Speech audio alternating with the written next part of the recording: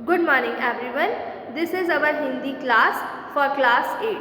अब हम हमारी पंखुड़ी की यानी हिंदी व्याकरण की किताब का पाठ जो हम इससे प्रीवियस वीडियो में पहले वीडियो में स्टार्ट कर चुके थे, हमारा पाठ 16 काल को आगे डिस्कस करेंगे। ठीक है, इससे पहले वीडियो में हमने देखा था काल क्या होता है, जिसमें हमने सबसे पहले ये भी देखा था कि काल और समय में अंतर होता है।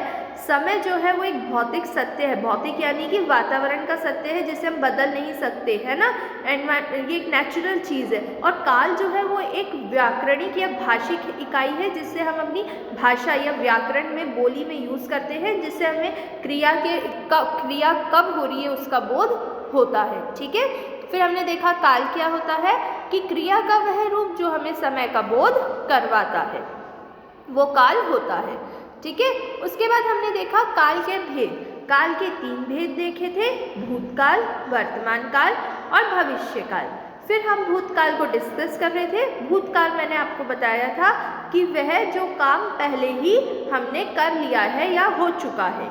ठीक है, इसके बाद हमने देखा भूतकाल के 6 भेद होते हैं, सामान्य भूत, आसान भूत, पूर्ण भूत, अपूर्ण भूत, संदिग्ध भूत, हेतुमत भूत। ठीक है, जिसमें हमने फर्स्ट पढ़ा था कि सामान्य भूत जो है वो क्या होता है कि किसी क्रिया को सामान्य तरीके से यानी सिंपल तरीके से ये बताता है कि वह काम हो चुका है, यानी हम इसमें था है और थी का प्रयोग नहीं लेते। आसान भूत यानी जो काम अभी की अभी बस होके ही चुका है, ठीक है, उसको हम आसान भूत में बोलते हैं। फिर पूर्ण भूत जो काम पूरी तरह से पहले हो चुका है और उसके बारे में हम अब बात कर रहे हैं, वह हमारा पूर्ण भूत कहलाएगा। ठीक है, क्यों? क्योंकि जैसे सुमित्रा चित्र बना चुकी थी तो मतलब वो काम पहले ही हो चुका था, यहाँ पे था और थी का प्रयोग लिया जाएगा। अब क्या आएगा? अपूर्ण भूत, पास्ट इम्परफेक्ट, यानी कि क्रिया के जिस रूप से किसी कार्य के भूत काल में शुरू होने की समाप्ति का पता ना होने की सूचना मिले उसे अपूर्ण भूत। अपूर्ण यानी हम इसके शब्द से ही इसका अर्थ समझ सकते हैं कि अपूर्ण भूत को हम देख रहे थे, और अपूर्ण भूत का मतलब होता है कि जो भूतकाल तो है लेकिन पूर्ण रूप से यानी पूरी तरह से भूतकाल वो नहीं है। क्रिया के जिस रूप से किसी कार्य के भूत में शुरू होने तथा उसकी समाप्ति का पता ना होने की सूचना मिले उसे अपूर्ण भूत कहते हैं। यानी कोई कार्य शुरू तो हुआ लेकिन वो पूरा नहीं कर पाए। बच्चे क्रिकेट मैच खेल रहे थे, है ना, तो इसमें हमें ये कहीं नहीं पता था कि वो सिर्फ खेल रहे थे, कब ख़त्म हुआ या वह कब उस मैच से फ्री हुए, इसके बारे में हमें यहाँ नहीं पता चल रहा। सुगंधा पत्र लिख रही थी, तो पत्र लिख रही थी पर वह पूरा करके कब उठी हमें इसका ज्ञात नहीं हो रहा, इसलिए ये अपूर्ण भूत है। हम अब आगे देखेंगे इसका 5th टाइप यानी सुगंधित भूत। अब सुगंधित भूत क्या होता है? सुगंधित भूत होता है यानी कि डाउटफुल, ठीक है, जिसमें क्लियर नहीं होते। क्रिया के जिस रूप से किसी कार्य के भूत में होने के संदेह उसे सुगंधित भूत कहते हैं। यानी कार्य के होने का संदेह होता है, यानी शक होता है कि वो पूरी तरह से हुआ है या फिर नहीं हुआ। उसे मेरा घर मिल गया होगा, तो यहाँ पे क्या है कि श्योरिटी नहीं है कि मिल ही गया होगा घर, ऐसा भी हो सकता है कि नहीं मिला हो, है ना। ऋतु ने आटा खरीद लिया होगा, तो ये क्या है? अब मतलब सुगंधित भूत की संदेह है बात में कि काम हुआ है या नहीं हुआ, उसका कंफर्मेशन नहीं है। अब हम इसका अंतिम भेद देखेंगे, हेतुमत भूत। क्रिया के जिस रूप से किसी कार्य का भूत में दूसरी क्रिया पर निर्भर होने का ज्ञात होता है उसे हेतुमत भूत कहते हैं। यानी कि जिस क्रिया का, या हम कह सकते हैं जिस कार्य का भूतकाल में दूसरी क्रिया पर निर्भर होता है, यानी कि जैसे हमने कहा कि वह आएगा तो ही मेरा होमवर्क पूरा होएगा, है ना, तो इसमें क्या है कि उस राम, या हमने कहा राम के आने पे शाम का गृह कार्य पूरा होगा, तो राम के आने पे किसका काम निर्भर करता है? शाम का। क्यों? क्योंकि शाम का गृह कार्य जब ही पूरा होगा जब राम आ जाएगा, तो यानी कि दूसरी क्रिया पे निर्भरता होना। यदि लोग अनुशासन में रहते तो भ्रष्टाचार नहीं फैलता, तो यहाँ पे किस क्रिया पे डिपेंडेंट हो रहा है कि लोग अगर अनुशासित होते तो भ्रष्टाचार नहीं फैलते, यानी भ्रष्टाचार किस पे हम यहाँ पे कह सकते हैं डिपेंड है, निर्भर है अनुशासन पे। यदि परिश्रम करते तो सफलता मिलती, तो यहाँ पे जो क्रिया है मिलती वो किस पे डिपेंड हो रहा है, परिश्रम करने पर, यानी करने मिलती जो क्रिया है वो इस वाक्य में करते पर डिपेंडेंट है।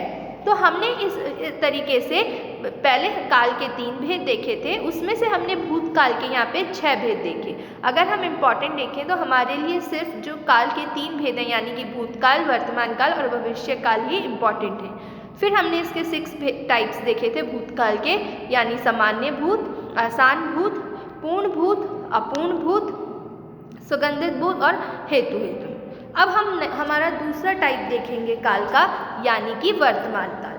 वर्तमान काल वो काल होता है जो काम अभी हो रहा है, यानी कि हम अगर इसे हमारी सरल भाषा में या इंग्लिश में बोले तो प्रेजेंट टेंस, ठीक है। जिस काम को हम अभी कर रहे हैं, जैसे अभी हम क्या कर रहे हैं, पढ़ रहे हैं, वीडियो देखने का काम कर रहे हैं, तो प्रेजेंट टेंस ये क्या है हमारा प्रेजेंट टेंस, यानी कि वर्तमान काल है। क्रिया के जिस रूप से यह बोध हो कि कार्य चल रहे समय में हो रहा है उसे वर्तमान काल कहते हैं, यानी जो समय हो रहा है अगर उस समय वह क्रिया हो रही है तो समय के साथ होने वाली क्रिया को हम कह सकते हैं कि वो वर्तमान काल होता है। कनिका पौधा लगा रही है, तो यहाँ पे हमें क्या पता चल रहा है कि जो काम है वो अभी हो रहा है। सचिन खेल रहा है, तो ये क्या कार्य है कि अभी सचिन खेल रहे, कार्य अभी हो रहा है, मतलब इसमें हमें सबसे बड़ी पहचान है कि कार्य उसी समय होता है, ठीक है, इसकी सबसे बड़ी पहचान होती है वर्तमान काल की। वर्तमान काल स्वयं 3 प्रकार का होता है, ठीक है। तो वर्तमान काल के 3 भेद होते हैं, सामान्य वर्तमान, संदिग्ध वर्तमान और अपूर्ण वर्तमान, ठीक है। सामान्य वर्तमान यानी कि जैसा कि हमें इसके नाम से ही समझ आ रहा है कि वो वर्तमान काल जो बिल्कुल सामान्य होता है, यानी जिसमें सारे वाक्य हम इंक्लूड कर सकते हैं जो कि सिंपल होती हैं। क्रिया के जिस रूप से वर्तमान काल में किसी कार्य के करने या होने का बोध हो उसे सामान्य काल कहते हैं, ठीक है। अभिषेक स्कूल जाता है, तो ये क्या है हमारा सामान्य वर्तमान, क्योंकि सीधी सिंपल सी बिल्कुल बात है, जो काम अभी हो रहा है।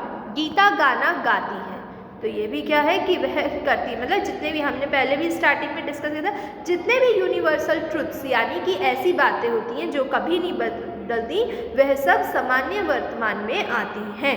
सुगंधित वर्तमान, क्रिया के जिस रूप से किसी कार्य के वर्तमान काल में होने में संदेह पाया जाए उसे सुगंधित वर्तमान कहते हैं, यानी कि जिसमें संदेह हो, यानी पूरी तरीके से श्योरिटी नहीं होती। शिखा नाच रही होगी, तो रही होगी मतलब वो अभी कर तो रही होगी लेकिन it is not confirm. Rakesh cinema देख रहा होगा, तो यहाँ पे क्या है कि वह देख रहा होगा पर इसका कोई भी कंफर्मेशन नहीं है, तो यह हमारा संदिग्ध वर्तमान है। आगे हम देखेंगे अपूर्ण वर्तमान। अपूर्ण यानी अपूर्ण शब्द से ही हम समझ सकते हैं, यानी जो पूरा नहीं हो रहा या जो पूर्ण नहीं है। क्रिया के जिस रूप से यह बोध हो कि कार्य वर्तमान काल में आरंभ होकर अभी जारी है वह अपूर्ण वर्तमान कहते हैं, ठीक है। तो अपूर्ण वर्तमान क्या है कि जो काम चालू तो हो गया लेकिन उसके कंप्लीट होने का नहीं पता। मोहित चित्र बना रहा है लेकिन कब कंप्लीट होगा इसका कुछ नहीं कहा जा सकता। गाय घास खा रही है, तो वह भी खा रही है, मतलब जो काम बिल्कुल हम आइज़ के सामने देख रहे हो रहा है वह अपूर्ण वर्तमान में आता है, ठीक है। अब हम हमारा तीसरा भेद देखेंगे, यानी कि भविष्यकाल। भविष्यकाल क्या होता है? भविष्यकाल यानी जो काम ना हो रहा है अभी और जो ना हो चुका है। भविष्यकाल क्या होता है? इन दोनों से ही अलग, यानी कि जो काम होगा या जिस काम को करने के बारे में सोचा जा रहा है वो भविष्यकाल में आता है। जब आने वाले समय में क्रिया के करने या होने का बोध हो उसे भविष्यकाल कहते हैं, ठीक है। तो मतलब आने वाले समय में कार्य होगा, अभी ना वो हुआ है ना उसको उससे पहले भी नहीं किया जा चुका, ठीक है। अब हम इसका उदाहरण देखेंगे।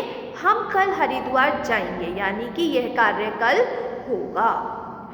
मैं कल विद्यालय जाऊंगा, यानी कि विद्यालय भी कल जाया जाएगा, यानी ये काम अभी नहीं हुए।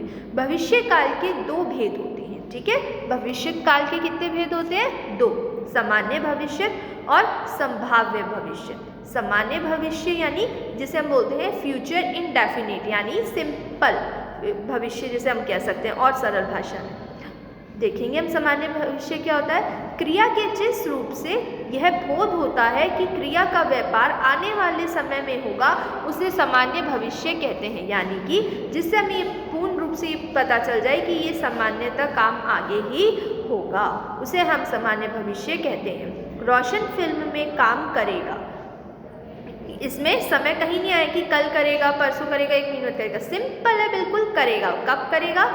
कोई इन्फॉर्मेशन। माँ खाना बनाएगी, है ना, तो माँ खाना बनाएगी, लेकिन कोई फिक्स टाइम नहीं है। संभाव्य भविष्य, संभाव्य यानी जिसकी हम संभावना कर सकते हैं या सोच सकते हैं कि ऐसा होगा। क्रिया के जिस रूप से भविष्य काल में किसी कार्य के होने में संदेह पाया जाए उसे संभाव्य भविष्य कहते हैं। तो संभाव्य भविष्य कहता है कि जिसकी संभावना हो कि ऐसा हो सकता है, यानी कि हम यहाँ कह सकते हैं कि जिसका सिर्फ कोई आइडिया हो। शायद दादाजी कल आ जाएंगे, तो यानी कि यहाँ पे हम संभावना के साथ ये भी कह सकते हैं कि डाउट होता है, ठीक है। तो क्या आएगा कि कल आ जाएंगे, बट नॉट श्योर वाली कंडीशन यहाँ पे नहीं है कि श्योरिटी नहीं है। शायद शाम को हम बाजार जाएंगे, तो दोनों वाक्यों में ही शायद शब्द का प्रयोग किया गया है, जिससे ये पता चलता है कि संभाव्य में डाउटफुल कंडीशंस होती हैं, ठीक है। तो हम एक बार फिर से दोहराएंगे। काल यानी ऐसे क्रिया शब्द जिससे हमें समय का, क्रिया कब हो रही है उसके समय का पता चलता है, उसे हम काल कहते हैं। फिर हमने काल के मेनली जो हमें पता होनी चाहिए वो 3 टाइप्स होते हैं: भूतकाल, वर्तमान काल और भविष्य काल। भूतकाल यानी जो कार्य हो चुका है, या हम कह सकते हैं जो कार्य हो चुका, और वर्तमान काल जो हो रहा है, और भविष्य काल जो होएगा, ठीक है। फिर हमने भूतकाल के 6 भेद देखे थे, उसके बाद हमने वर्तमान काल के 3 भेद देखे और भविष्य काल के 2 भेद देखे, ठीक है। तो ये काल हमारा यहीं फिनिश होता है, आप इसको अच्छे से पढ़िए। Thank you.